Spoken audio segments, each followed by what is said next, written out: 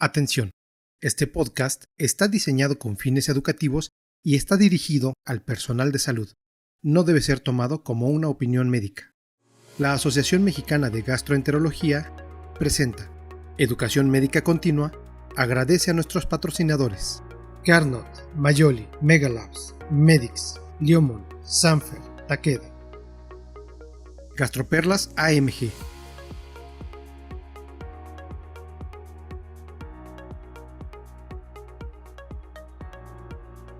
Muy buenas noches a todos. Bienvenidos a esta nueva entrega de su podcast favorito, Gastroperlas AMG. En esta ocasión tenemos el episodio número 83, que se tratará de trastornos motores del esófago diferentes a acalasia, o más bien hablando de trastornos no obstructivos. Siempre nos gusta agradecer a los laboratorios participantes que nos ayudan con la educación médica continua y nos patrocinan para poder realizar estas actividades.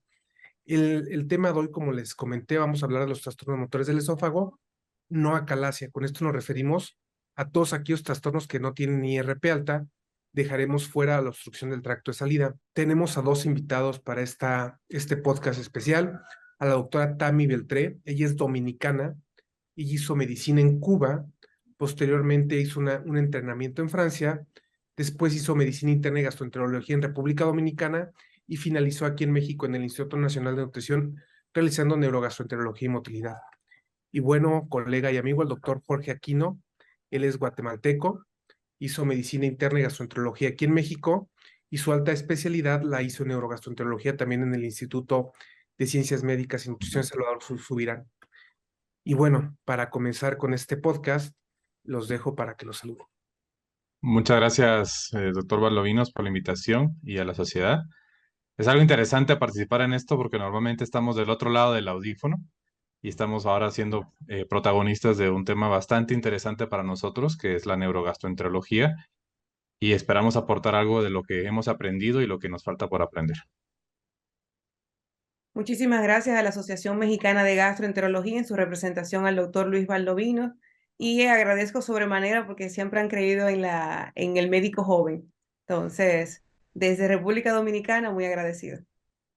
Perfecto, muchas gracias a ustedes dos por aceptar participar. Y bueno, para poder hablar de trastornos motores, siempre hablamos de clasificación de Chicago. Y Chicago los divide en dos grandes grupos, ¿no? Los trastornos con obstrucción, que en este podcast quedarán fuera todos, y los trastornos de la motilidad como tal hemos platicado. Comenzaremos con el primer trastorno que les puse para esta noche, que es la contractilidad ausente. ¿Nos puedes decir, Tami, cómo se define por manometría de alta resolución la contractilidad ausente?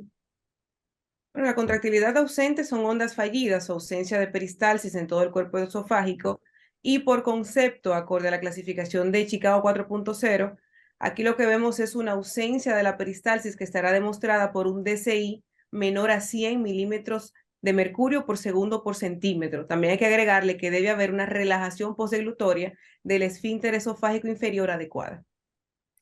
Correcto, bueno, cuando la doctora Tami les habla de DCI, se refiere a la fuerza con la que, recuerden que el esófago se divide en tres grupos, S1, o bueno, en tres segmentos, S1, S2 y S3. S2 y S3, ahí es donde se mide esto que se llama la DCI, que prácticamente en términos muy coloquiales es la fuerza con la que el esófago se contrae. Y se considera que no hay peristalsis cuando esta medida es, como le decía la doctora Tami, es menos de 100. Aquí no nos podrías decir qué tan frecuente es que encontremos este trastorno cuando solicitamos una manometría. Pues Luis, este trastorno de verdad es algo infrecuente y normalmente nos asusta porque estamos esperando, cuando al realizar la manometría, que se vea motilidad del esófago. Y lo que encontramos es que de repente se ve blanca, no hay ninguna motilidad. Esto se asocia principalmente a trastornos autoinmunes. Entonces, lo que es importante recalcar que una paciente prototipo es una mujer de 40 años que nos la envían para análisis o estudio por una esclerosis sistémica. Esto es lo que vamos a ver con mayor frecuencia.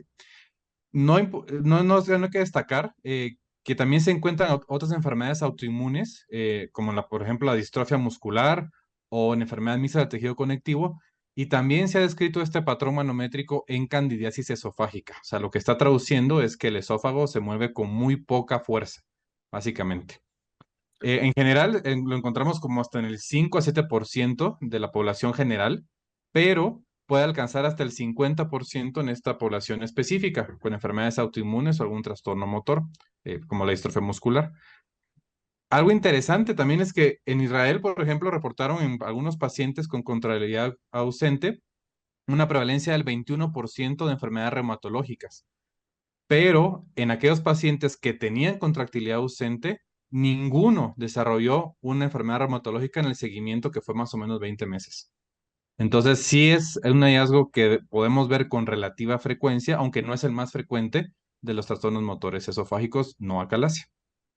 Justo creo que has tocado un punto álgido y importante en este trastorno, ya que cuando vemos un paciente que tiene contractilidad ausente, realmente puede tener una enfermedad grave de trasfondo y se debería de estudiar. Entonces yo creo que lo siguiente, Tami, es nos podrías decir, si tú en una manometría encuentras contractilidad ausente, ¿qué estudios complementarios solicitas a este paciente y lo envías a evaluar con alguien más? Bueno, es con un paciente que yo encuentre con contractilidad ausente, siempre hay que realizarle una endoscopia digestiva alta. De hecho, primero estos pacientes se hacen una endoscopia y si tiene un paciente con el estudio de disfagia, entonces se le realiza la manometría. Pero sí es importante tomar en cuenta que hay muchos pacientes que llegan con el diagnóstico de contractilidad ausente y no necesariamente tienen síntomas, por lo que es muy importante completar todo el abordaje diagnóstico. También es importante recalcar la realización de una pHimetría de 24 horas con impedancia en estos pacientes, porque por lo general tienen una debilidad del esfínter esofágico inferior que va a predisponerlos a la presencia de enfermedad por reflujo gastroesofágico y estos pacientes van a tener concomitantemente entonces datos como pirosis o regurgitación. En el caso de otros estudios, como el esofagograma o trago de bario, quizás se queda un poco más relevado porque los datos son muy imprecisos, un poquito de dilatación esofágica, algunos de los datos que pueda tener, quizás un acortamiento esofágico, pero bueno, son muy poco específicos, muy poco sensibles en este punto. Hay que Bueno, ser muy acuiciosos porque conforme la neurogastro ha ido avanzando, pues se ha sensibilizado a la población a los trastornos esofágicos. Y antes se clasificaban como mayores y menores. Entonces, este trastorno, hasta Chicago 3, era considerado un trastorno mayor de la peristalsis. Y lo que esto traduce es que al tener el paciente, como menciona Tami, tenemos que ser muy acuiciosos en todas las enfermedades que pueden predisponer este trastorno, tanto las gástricas como el reflujo que lo puede favorecer, y obviamente también hacer un interrogatorio extenso, buscar datos de una enfermedad autoinmune, si tienen artritis reumatoide, si tienen xerostomía, por ejemplo, pensar en un síndrome de Sjögren, si es una paciente obesa con edema, pensar también en hipotiroidismo. Entonces, no es de dejarlo pasar como decir, bueno, su esófago no se mueve y no hay problema, sino por lo menos la mitad de los pacientes van a tener algún trastorno mayor, eh, hablando de otras enfermedades asociadas, que puede ser incluso el primer dato diagnóstico de una esclerosis sistémica. Entonces, hay que ser muy acuciosos, recomendaría yo. sí, claro, justo creo que va a dirigir hacia mi pregunta. Cuando ustedes vean un paciente con una motilidad totalmente ausente, yo siempre los envío a evaluar a reumatología. Tal vez este es un sesgo de escuela porque los pacientes que tienen típicamente estos son los pacientes que tienen esclerodermia, les pido el perfil para esclerodermia, pero siempre los envío a que los evalúe el reumatólogo. Entonces, como lo dice Aquino, este trastorno no se ve en pacientes sanos. Siempre que veamos esto, tenemos que buscar una enfermedad de trasfondo, porque realmente la motilidad esofágica ausente se traduce en que el paciente puede tener una enfermedad extra de la colágena. Y bueno, pasemos al siguiente trastorno, Aquino. ¿Cómo se define el espasmo esofágico distal por manometría? El espasmo esofágico distal se caracteriza por contracciones muy prematuras. Es decir, hay algunas métricas dentro de la manometría que nos dicen qué tan fuerte es la contracción, qué tan lento va cayendo o qué tan rápida es. Entonces, ese trastorno, las contracciones son muy rápidas y aquí el dato importante terminar es la latencia que se va a reportar dentro del estudio. Una latencia menor a 4.5 segundos. En el contexto de una contracción que tiene un vigor normal, que es, van a verlo reportado, una DCI arriba de 450. Entonces, lo que está traduciendo esta definición es que el esófago se está contrayendo muy rápido, a diferencia de un esófago que se contrae de una velocidad normal. Y esto va a traducir de alguna manera también los síntomas que puede tener el paciente. Es importante que Chicago lo divide en dos grandes grupos. Es un espasmo clínicamente relevante o un diagnóstico no concluyente. Y aquí lo importante es determinar si el paciente tiene síntomas o no, además de cumplir por lo menos 20% de las degluciones que son prematuras. Los síntomas clínicos que menciona Chicago va a ser disfagia, que es la dificultad para pasar alimento de la boca al estómago, y dolor torácico no cardíaco. Y aquí nos está justo indicando el paciente prototipo que nos van a solicitar un abordaje. Y es el paciente con dolor torácico que ya se descartó cualquier causa cardíaca. Importante que si el paciente no tiene síntomas y es un hallazgo que encontramos dentro de la manometría, sería un diagnóstico inconcluso, porque evidentemente habrían más de 20% de contracciones prematuras con un vigor de contracción que es el DSI normal, pero no tiene síntomas. Entonces sería un hallazgo dentro de un contexto clínico ausente. O un error. Recuerden que el aparato, el manómetro, detecta el frente de velocidad contráctil de manera automática. Y muchas veces cuando hay una presión intravolo alta, detecta el punto de velocidad del frente de contracción un poco más atrás y esto puede hacer que se vean espásticas. Entonces, justo lo que acabas de mencionar es muy importante. Hay que tomar en cuenta los síntomas y ver con eso un error del automático del manómetro que yo lo he encontrado con bastante frecuencia. Y bueno, Tami, ¿qué tan frecuente ves o se ha descrito el espasmo esofágico distal? Bueno, es un trastorno realmente poco frecuente. Se va a observar en las estadísticas un paciente por cada 100.000 cada año. Es ligeramente más frecuente en el sexo masculino, una relación de 55-45 hombre-mujer. Y la edad, a medida que van avanzando los años, entonces se hace más frecuente la probabilidad de que aparezca este trastorno, sobre todo con una media de 60 años. Muchas gracias, Tami, muy clara. Y bueno, finalmente para ti, Equino, a este paciente que encuentras con un espasmo esofágico distal, ¿le solicitas algún laboratorio o estudios complementarios extra? Sí, francamente, al ser un trastorno poco frecuente, es importante primero el contexto clínico y nos basamos en el interrogatorio de antecedentes. Adicional a lo que menciona Tami, también este trastorno se encuentra en pacientes psiquiátricos, una alta prevalencia de esta enfermedad, y que consumen psicotrópicos, así como pacientes que tienen consumo o abuso de narcóticos.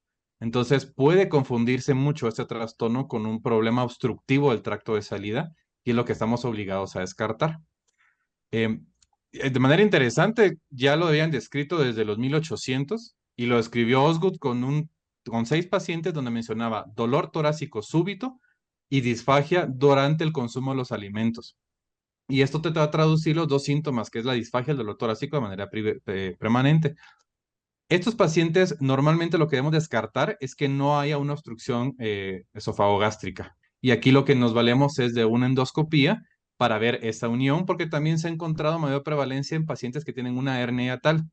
Y aquí entra también la controversia dentro de estos trastornos, si el reflujo es causa o efecto de este problema. Entonces, si tenemos un paciente con un espasmo esofágico distal y una hernia hiatal, muy probablemente la causa que ha generado este trastorno motor es esta hernia y una exposición patológica al ácido. Así como en la endoscopía nos va a permitir ver en ocasiones este trastorno de esas contracciones anormales, y es francamente el esófago como defendiéndose o intentando propulsar de manera muy, muy mal el bolo alimentario o el estímulo que tiene intraluminal. Entonces, nos puede dar datos muy importantes si encontramos una estenosis péptica o una esofagitis por reflujo, una COD, que el reflujo en este contexto de pacientes podría estar predisponiendo al trastorno motor. Tenemos otras herramientas que nunca hay que dejar por lado, que es el esofagograma con vario. Y aquí podemos ver un retraso en el vaciamiento. Y aquí es algo que es muy importante en los libros de medicina, que es el típico esófago en sacacorchos. Y esto nos está hablando de estas peristalsis anormales del esófago intentando propulsar un bolo de una manera muy inefectiva. Y en el contexto de que el paciente no encontramos alteraciones por endoscopía de la unión esófago-gástrica ni lesiones por reflujo, vale la pena en algunas ocasiones también complementarlo con una pHmetría. Y esto porque algunos pacientes, al momento de tratarlos con IVP, incluso de manera empírica, mejora este patrón manométrico y principalmente mejoran estos síntomas. Perfecto. Bueno, después de todo lo que hablaste, solo me gustaría dejarle muy claro al editorio que dijiste un punto fundamental. Muchos de los pacientes que tienen espasmo esofágico distal pueden estar consumiendo opioides o medicamentos para el dolor tipo opioide.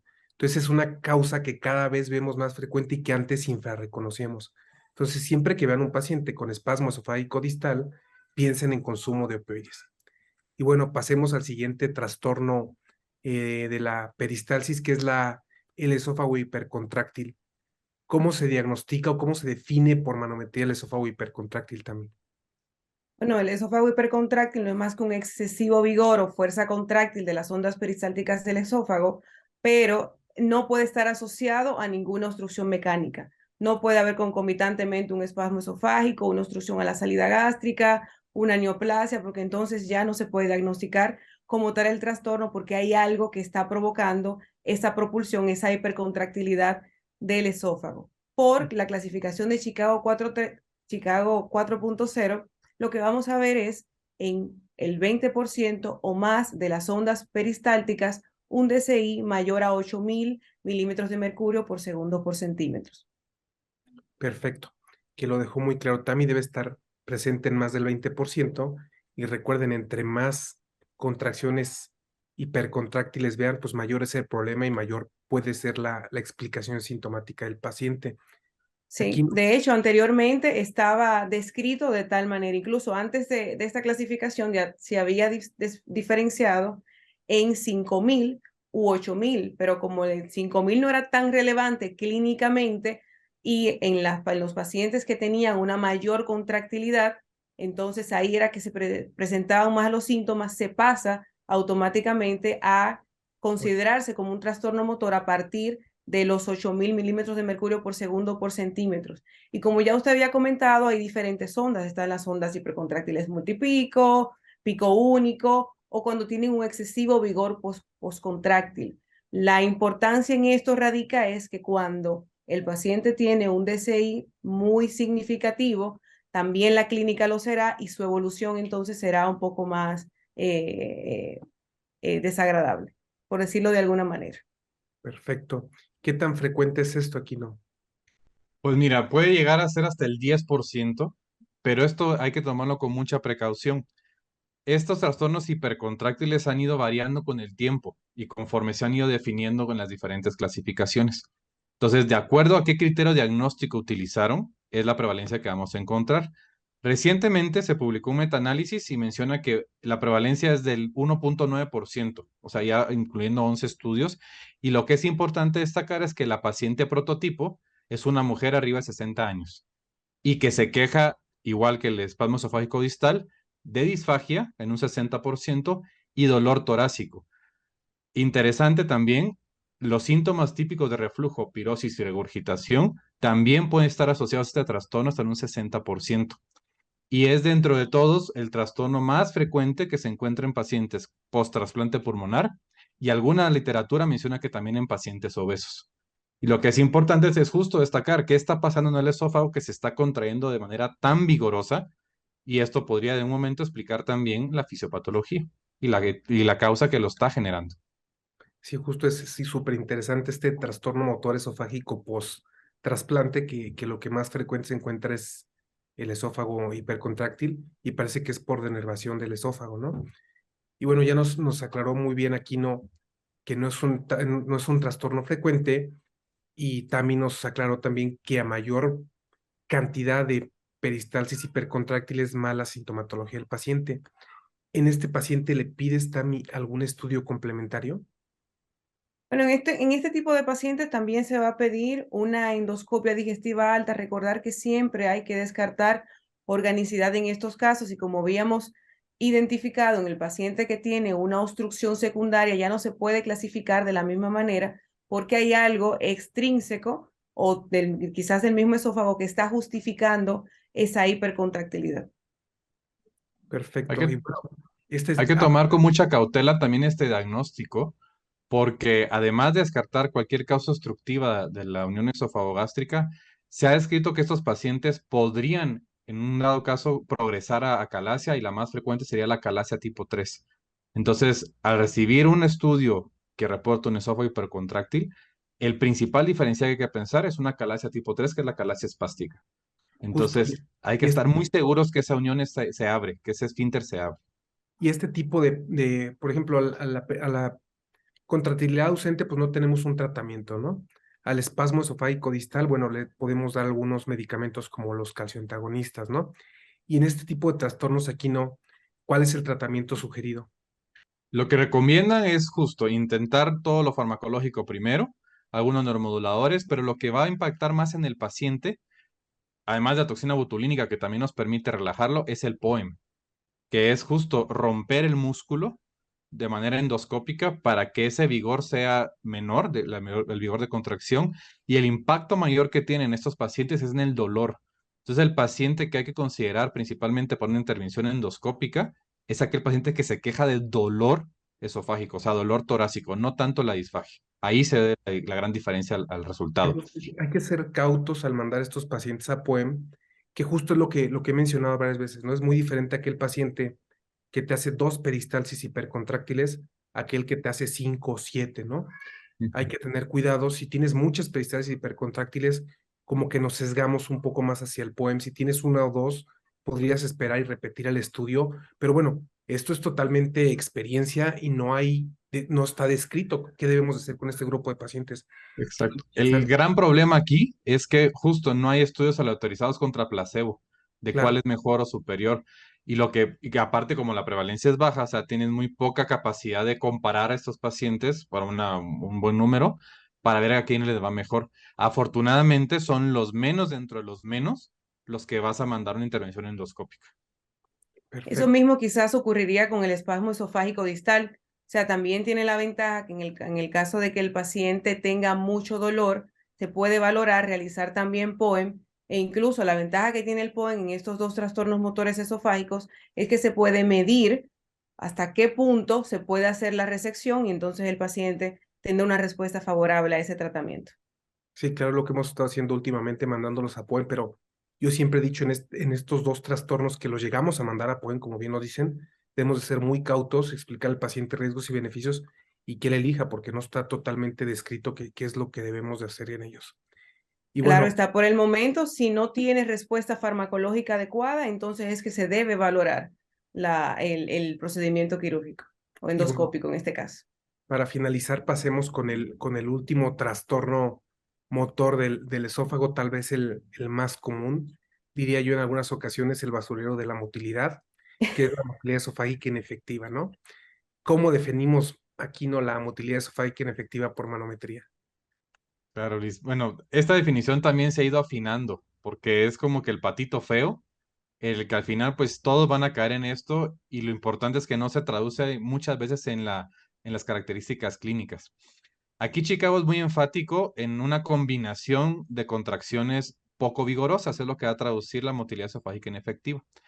Entonces, dentro de las clasificaciones de los tipos de contracciones están las normales, las inefectivas o las ausentes. Y esto es por los valores del DCI, que es el vigor de la contracción. Entonces, dentro de Chicago te menciona que más del 70% de contracciones inefectivas te da el diagnóstico de una motilidad esofágica inefectiva o por lo menos 50% de fallidas. Las fallidas son más fáciles porque al final son muy, muy débiles, aunque todavía se logra ver un trazo de contracción a diferencia de la contractilidad ausente. El punto parte justo cuando ya tienes que combinar que es una contractilidad o una contracción inefectiva. Y aquí te dice, entre 100 y 450. Pero también existe el paciente que tiene un vigor de contracción normal, pero durante el trazo se ve que se rompe esa contracción. Y esas son las contracciones fragmentadas, que al final de cuentas traducen una baja efectividad de la propulsión. Entonces, estas fragmentadas, que también contribuirían al número total de inefectivas, se define como un vigor normal total, más de 450, pero que se ve un defecto, una rotura de más de 5 centímetros, esa se puede medir dentro de la máquina, dentro de un contorno isobárico de 20 milímetros. El contorno isobárico lo que te define es que te encierra dentro de una línea negra la presión que tú necesitas identificar, eso lo puedes graduar. Entonces, una contracción fragmentada es aquella que es normal pero está rota y rota por más de 5 centímetros y no necesariamente consecutivos. Pueden ser varios fragmentos de la contracción que se va rompiendo. Al final lo que te traduce esto es que el esófago no se contrae bien, se contrae, pero no normal, a diferencia de una motilidad normal y una contractilidad ausente. Correcto, pues bueno, creo que nos lo dejaste claro aquí, ¿no? Son simplemente que el esófago tiene mucho menor fuerza para contraerse. ¿Qué tan frecuente es esto también? ¿Qué tan frecuente lo vemos? Pues ya usted lo dijo, es el trastorno motor esofágico más frecuente y de hecho se ve muy como un hallazgo casual al paciente que se le va a realizar la pechimetría de 24 horas, que primero se le hace la manometría esofágica para evaluar dónde está la unión esófago, el esfínter esofágico inferior. Nos damos cuenta quizás ahí casualmente de que tiene, porque llega con datos de reflujo, que tiene también motilidad esofágica inefectiva. Y el doctor aquí nos había hablado en otro trastorno motor, aquí también se da la relación causa-efecto. Y aquí es que no, es como el huevo y la gallina, no se sabe cuál fue primero, aunque algunas literaturas establecen de que primero es la motilidad esofágica inefectiva y que luego entonces, secundaria a esta, el paciente presenta los datos de reflujo.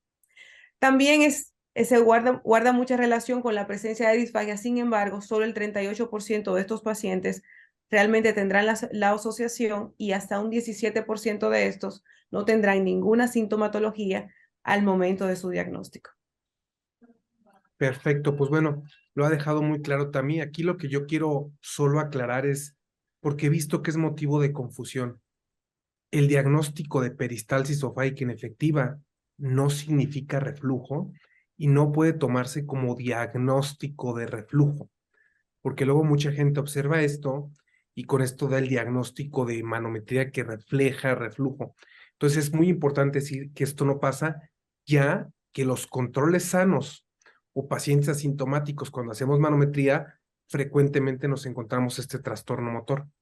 Es por eso que no debe ser tomado como algo patológico y bueno, como ya les comentamos, es bastante frecuente. Y bueno, aquí no, en este grupo de pacientes, ¿realizas algún estudio complementario? Sí, lo primero que tienes que hacer ante cualquier trastorno motor es evidenciar que no hay ningún dato de obstrucción ni ninguna causa estructural que te condicione el movimiento anormal.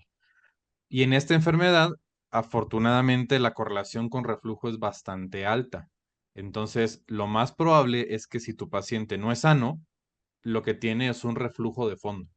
Entonces, si tú en la endoscopía no encuentras hallazgos diagnósticos concluyentes de reflujo, y tienes la duda si está asociado o no, muy probablemente lo que hay que hacer después es una pHmetría. Confirmas el diagnóstico reflujo fuera de IVP y entonces puedes dar un tratamiento y en este caso asociando que el reflujo causó a la motilidad esofágica inefectiva o viceversa. O sea, va a ser muy difícil saber uno u otro. Lo que es importante destacar acá, y que lo dijo muy bien Tami, es que la correlación clínica del hallazgo manométrico es muy mala con la clínica, al grado que hasta el 20% de controles sanos tienen este trastorno motor. Entonces, no hay que olvidar que así como describimos la contractilidad ausente, algunos pacientes con enfermedades autoinmunes podemos encontrarlos cuando todavía el esófago está perdiendo su fuerza de vigor de contracción. Entonces, habrá que ser muy acuciosos si además de reflujo, el paciente tiene datos de alguna enfermedad autoinmune para referirlo con el paciente. Aquí donde Chicago también da mucho énfasis es en determinar qué tanto peso tiene este trastorno motor, específicamente en pacientes con reflujo, y aquí utilizamos las pruebas dinámicas o los retos al esófago. Entonces, un buen protocolo de Chicago va a ser un reto de tragos rápidos múltiples o reto de bebida rápida también, y aquí lo que nos va a evidenciar es un parámetro que es la reserva peristáltica. Y este dato va a ser importante revisar en pacientes que tienen reflujo y motilidad esofágica inefectiva, porque puede asociarse al tipo de cirugía que se debe realizar en el contexto de un paciente con reflujo que debe operarse. Se ha intentado también mucho el mejorar esta motilidad, ya que es la más frecuente, entonces aquí sí hay más pacientes para investigar, con prokinéticos, pero partiendo de que la correlación clínica es muy mala, el prokinético, aunque sí mejora el patrón manométrico, francamente no te mejora mucho los síntomas del paciente, si es que ya están establecidos.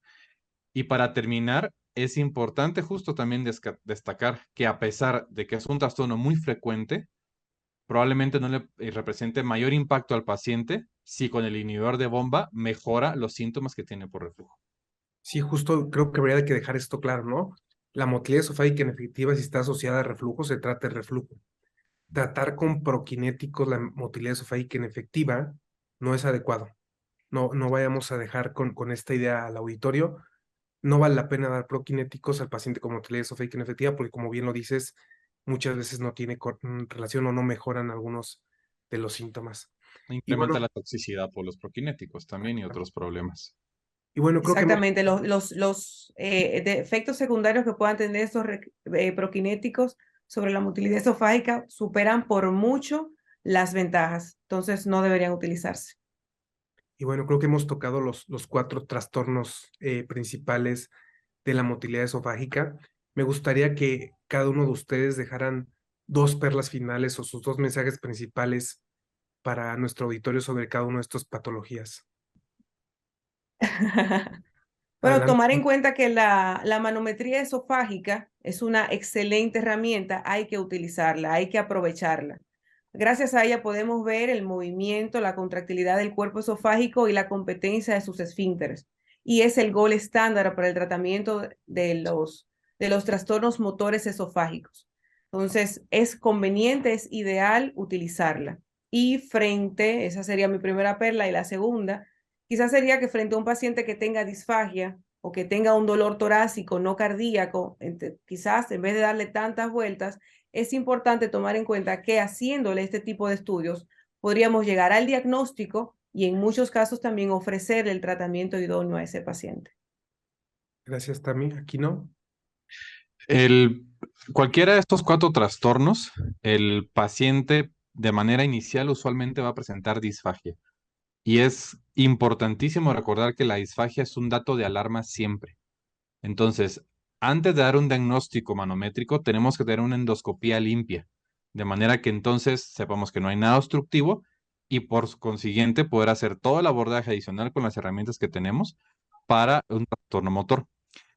Esa sería mi primera perla. Y la segunda perla es que dentro de estos trastornos que probablemente no impacten a lo largo a la vida del paciente, el diferencial va a ser importante con trastornos mayores. Es decir, regresando a Chicago 3, que estamos acostumbrados. De la contractilidad ausente, el diferencial principal es la calasia tipo 1. Y del trastorno, del esófago hipercontráctil y el esófago espasmo esofágico distal, la calasia tipo 3.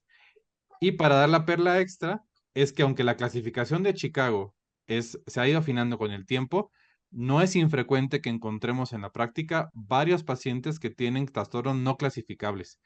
Y en buen castellano y mexicano, pues tienen de chile, mole y dulce un poquito de cada uno.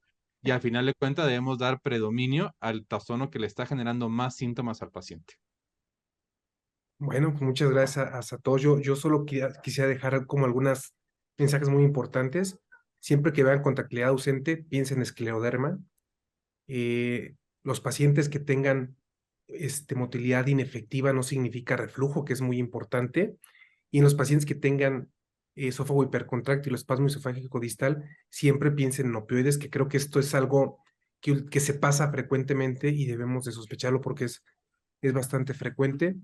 Muchas gracias a ambos por aceptar participar en este podcast un poco complejo y a veces creo que es frustrante porque tenemos estos bonitos y elegantes diagnósticos, pero muchas veces no sabemos qué más hacer después de tenerlo. Muchas gracias por participar. Buenas noches. Buenas noches. Muchísimas gracias. Buenas noches. Gracias por todo. Esto fue Gastroperlas AMG. Los esperamos en la próxima edición. La Asociación Mexicana de Gastroenterología presentó Educación Médica Continua. Agradece a nuestros patrocinadores: Carnot, Mayoli, Megalabs, Medix, Liomon, Sanfer, Takeda. Atención, este podcast está diseñado con fines educativos y está dirigido al personal de salud. No debe ser tomado como una opinión médica.